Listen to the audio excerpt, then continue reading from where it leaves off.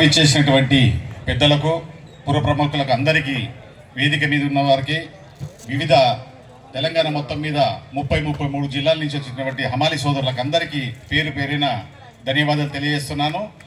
మాట్లాడేది రెండు విషయాలు.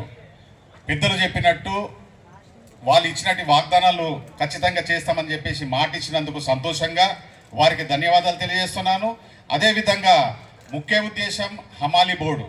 ఆ బోర్డు వస్తే ఏమొస్తాయని చెప్పేసి పెద్దలే చెప్పారు కాబట్టి వాళ్ళు చెప్పిన మాట తప్పిదాటరు కాబట్టి అది వస్తుందని చెప్పి ఆశిస్తూ అదేవిధంగా 2 విషయాలు ఖచ్చితంగా చెప్పదలుచుకున్నాం.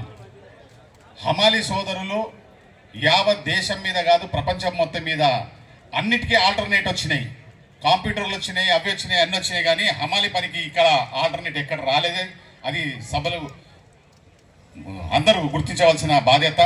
రెండో విషయం, హమాలి పని ప్రతి ఒక్క దానికి పెద్దలు చెప్పినట్టు ఇవాళ హమాలీలు ఒక్కసారి కన్నెర చేసి వివిధ రంగాల్లో ఉన్నటువంటి హమాలీలు ఒక్క దినం వాళ్ళు స్ట్రైక్ చేస్తే జరిగే నష్టం కాదు, మనం కోరుకున్నటువంటి హక్కులు దానంతటా అవి నడుచుకుంటూ వస్తాయని కూడా వస్తాయి. కాబట్టి దానికి అందరికీ చేయవలసిన ఒకటే ఐకమత్యంగా ఉంటే హక్కులు మనంతలో మనకు వస్తాయి. కాబట్టి దాన్ని పాటించవలసిందిగా కోరుతూ ఈ అవకాశం ఇచ్చిన పెద్దలకి వీళ్ళందరికీ మరి ఇంకొకసారి ధన్యవాదాలు తెలియజేస్తాను.